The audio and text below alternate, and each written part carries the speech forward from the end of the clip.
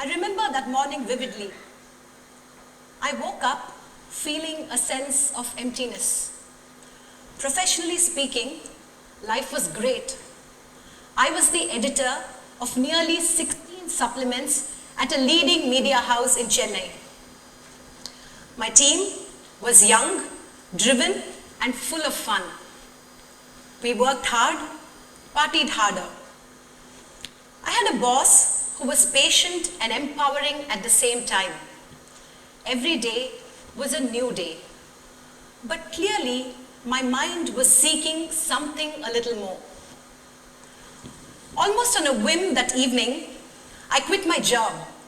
And despite several rounds of negotiations from senior management, I did not give in to the temptation of a larger role, a bigger team, and a fatter pay package. On the last day of my job, when I got home after a very warm and a teary farewell, I remember that I cried buckets. I knew that from the next day onwards, I did not have the backing of a big brand to introduce myself. All I had in my kitty were the years of experience that I had gathered, the relationships I had cultivated and nurtured, and my own ability to carry forward a reputation that I thought I had so carefully crafted. I sought solace in bylines. I wrote extensively across publications in India on subjects close to my heart: arts, artists, culture, and fitness.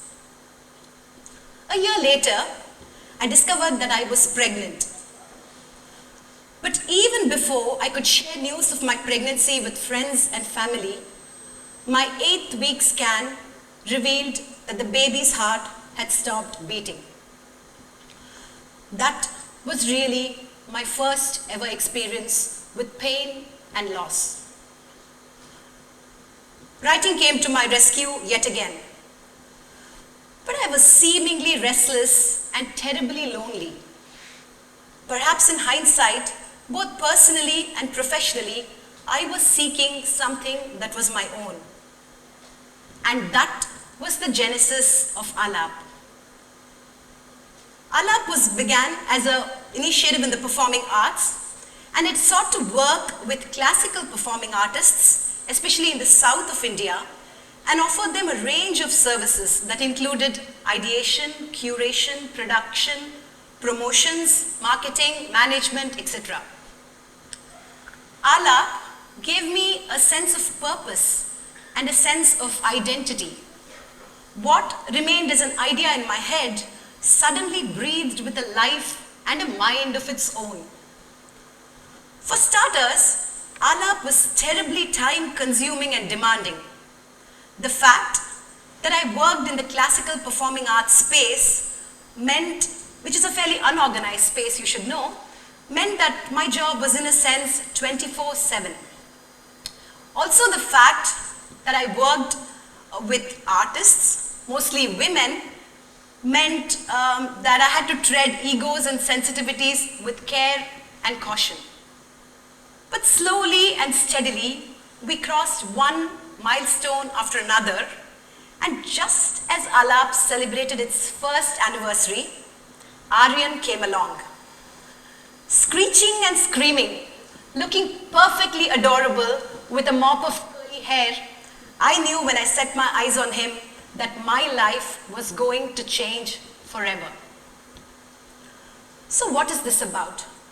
Is this the story of a business and a baby? Yes, it is. Is this the story of a mother who is also an entrepreneur? Absolutely. Is this the story of how the principles of parenting, in a sense, mirror the principles that determine the course of a business? You bet it is. But really, this is about the idea of choice, of choosing deliberately with care and conviction. For time immemorial, we women have been conditioned to believe that at some point in our lives, we have to choose one over another. Children over career, husband, household and its happiness, over professional identity and growth. The thing about me is, I didn't. And that's because I believed from day one that Alap was as much a labor of my love as Aryan was a product of my husband and my love. In fact, Aryan's arrival only reinforced my faith and belief in preserving and protecting my first, even as my second struggled to come to terms with the new world. I like to call this the me model, M-E, mother, entrepreneur, motherhood, entrepreneurship. I am a woman, I am a mother, I am an entrepreneur. I have 2 children, one with a heartbeat and one who exists as an idea and through its journeys, ups and downs, has a heartbeat of its own. Both my children, Alap and Aryan, are exactly one and the same. They are exciting and they are exhausting. They are real, they are dynamic, they are constant, they are continuous. They throw tantrums at the drop of a hat, but one little smile or one shot of success can fill me with an emotion that is beyond description. They are my present, and I believe I have an integral role in shaping their future. So how does the me model work? I like to think of it as the test theory, T-E-S-T, because really it's an everyday test. Sometimes you score runs with speed. Sometimes success and validation are nowhere in sight. Sometimes success comes in intangible ways. Sometimes success is literally in your face. Either ways, it's a test, everyday test, day in, day out, physically, mentally, emotionally, spiritually. Let us attempt to break down the test theory. T for trials. Children throw tantrums. Yes, they do. Tantrums can be debilitating. But what do? You simply cultivate the art of patience, and if the tantrum is funny, you capture it on your mobile phone, and when the tantrum is past, you watch the video and have a good laugh and hope and pray that this is a phase and this too shall pass. Likewise with the business and its ecosystem. Clients with egos, employees with baggage, you get the picture. E for endurance. Back in school, I used to be a sprint runner. In my early 20s, I discovered the joy of long distance running. I can't claim to be a great runner, but I do know that running taught me one of the most crucial lessons in life. It taught me to believe that the road is really a metaphor for life, and that I had to run through the pain because I believed that the finish line was literally just around the corner, and tomorrow I would be better for the running. Motherhood, most mothers will agree, is a lot about endurance. We endure our children despite all the challenges with love and passion because, hey, this is a mini me, right? And we invest all our energies in them because we believe that the return on investment is going to be phenomenal and heartwarming at the same time. Likewise with Alap. We've endured many a rough patch. We've signed up projects that we clearly did not have the competency for. We worked with clients whom we vowed we would never work again. We've cursed them, sometimes even abused them, but we've endured them because we've believed, and we still do, that they've had an integral role to play in the life cycle of the business. As for support, what would I really do without my support system? My husband, my parents, my caregiver, all of whom collectively and collaboratively helped me in raising Aryan, even as I focus my energies on Alap, reassuring me of pure, unadulterated love and affection, encouraging me constantly to never ever give up on my dream. At Alap, I've had the good fortune of working with a very tiny but a very committed team that I sometimes wonder why they opted, for instance, to place their energies in a small startup instead of a large corporate sector. Perhaps they did that because they, in a sense, believed in my vision and helped me in realizing my big idea.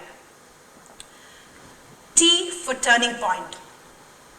There are milestones, and there are milestones, and there are milestones.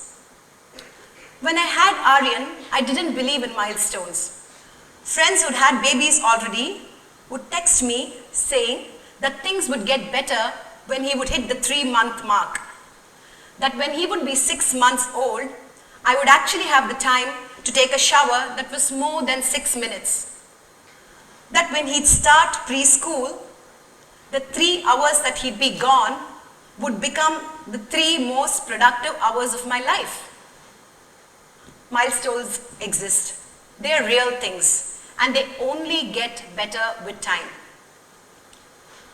Last year, Alap crossed the 5-year mark in business, and almost magically something changed.